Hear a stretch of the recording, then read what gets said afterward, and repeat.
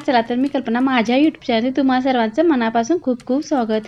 उन्हाळा आले की बरेच पदार्थ आपण बनवतो, पण त्यामधलाच अगदी बनाडा सर्वांनाच आवडणारा पुरणपोळी सोबत खाण्यासाठी अगदी छान कुरकुरीत आपली अशी कुरडई आहे। चला तर पाहूया। आता ह्या ठिकाणी आपण एक बाउल घेतलाय, त्या बाउलमध्ये एक परफेक्ट मेजरमेंटची वाटी घ्यायची आहे। त्या वाटीने आपण 2 वाट्या इतकं तांदळाचं पीठ घेतलेलं आहे। हे पीठ कसं तयार करायचं अगोदर सांगितलेलं आहे। त्याच वाटीनं आपण ह्या ठिकाणी 5 वाट्या इतकं पाणी घेतलेलं आहे। एखादी वाटी इकडे तिकडे होऊ शकतं, जर तांदूळ खूप जुने असतील तर आपल्याला एखादी वाटी पाणी जास्त लागू शकतं, किंवा नवीन असतील तर पाणी कमी सुद्धा लागू शकतं। आता ह्या ठिकाणी पाव चमचा इतकं आपण पापडखार घातलेला आहे आणि पाव चमचा इतकं आपण मीठ टाकलेलं आहे। मीठ कमी जास्त आपल्या चवीनुसार थोडं कमी जास्त करता येतं।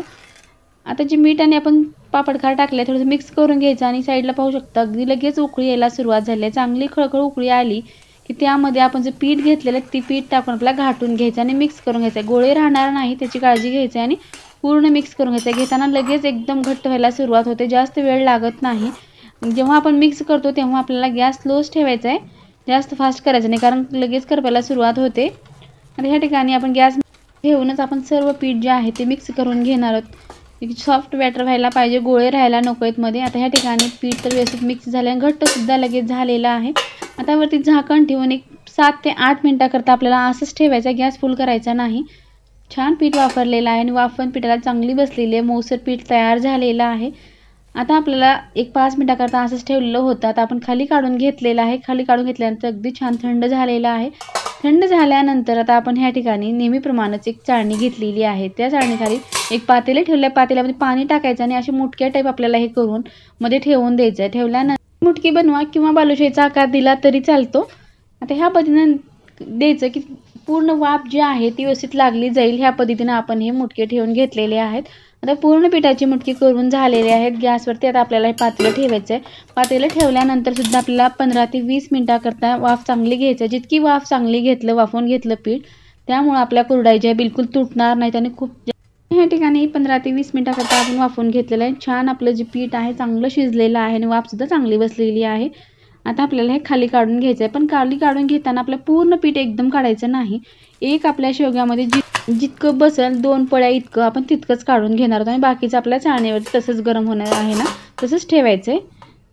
पातेलं आपण खाली काढून ठेवलं, आपला गॅस चालू नाही ठेवायचा, फक्त खाली काढून आपण झाकण ठेवलं आहे जे की वाफ चांगली राहील त्याच्यात। आता ह्या ठिकाणी पीठ जे आपण थोडंसं काढून घेतलं आहे त्याला थोडं कापड हातात घेऊन कुठलाही रुमाल घ्या आणि असं मऊ करून घेतलं की आपल्या चकल्या किंवा कुरडई जी असते, ह्या ठिकाणी आपण ह्या पिठाची चकलीसुद्धा बनवू शकतो, पण आपण आज कुरडई बनवत आहोत।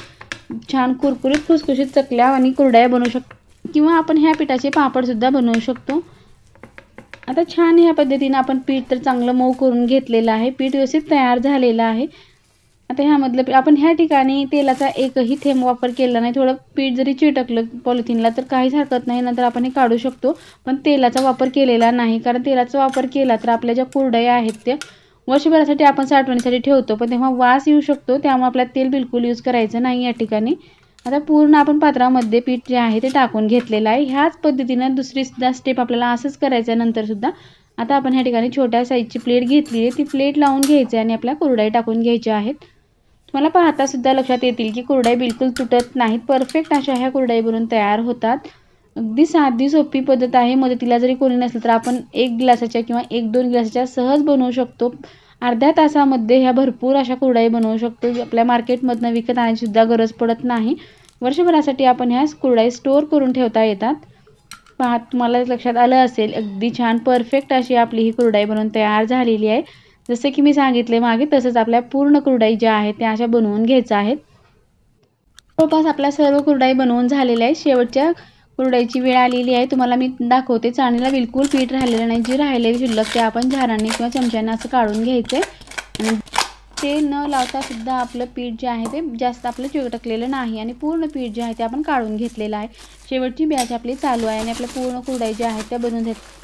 माझ्या जे इतक्या कुरड्या आहेत ते 15 मिनिटांमध्ये सर्व बनवून झालेले आहेत। तुम्ही सुद्धा एक वेळेस ह्या पद्धतीनं कुरडई नक्की ट्राय करून पहा आणि केल्यानंतर सांगायला विसरू नका की तुमच्या कुरडई कशा आहेत, किंवा तुम्ही कुरडई कशा बनवता ते सुद्धा कमेंट करून सांगा। थोडाही व्हिडिओ आवडला असेल प्लीज एक लाईक करा, शेअर करा, सबस्क्राईब करा, जेव्हा मी असे नवीन व्हिडिओ बनवेल सर्वप्रथम तुम्हाला पाहायला भेटतील। आता सर्व आपल्या कुरडई बनवून झालेल्या आहेत। आपल्याला आता 1 दिवसाकरता कडकडीत उन्हाला आपल्याला वाळवून घ्यायचं आहे। कमी वेळामध्ये कमी मेहनतीमध्ये वर्षभरासाठी आपण अशा कुरडई बनवू शकतो। आता सर्व कुरडई तर बनवून झालेल्या आहेत। जिथं ऊन येतं तिथं आपल्याला एक दिवसाकरती ठेवून घ्यायचं आहे। आता ह्या ठिकाणी माझ्या तर कुरडई बनवून झालेल्या आहेत। माझ्याकडे थोडंसं गॅलरीमध्ये ऊन येतं तिथं मी हे ठेवून घेतलं आणि कडकडीत उन्हाला एक दिवसाकरता आपण हे वाळवून घेतलेत। पाहताच तुम्हाला सुद्धा लक्षात येत असेल एकही कुरडई आपली बिलकुल तुटलेली नाही। जशाच तशा आपल्या अख्ख्या कुरडई निघालेल्या आहेत। तुम्हाला एक कुरडई मी तळून सुद्धा दाखवेन की किती पट ही कुरडई फुलू शकते। अगदी कमी साहित्यामध्ये घरच्या घरी जर तुम्ही असं बनवलं सर्वांनाच आवडतील।